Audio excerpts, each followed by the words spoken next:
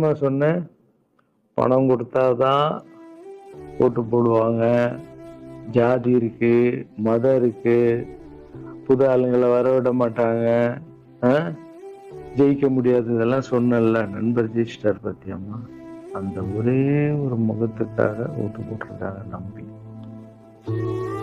நம்பிக்கையான ஆள் வந்தா போடுவாங்கம்மா, நல்லவங்க எல்லாம் வரலாம், புரிஞ்சுக்க மாட்டேன், விடுமா.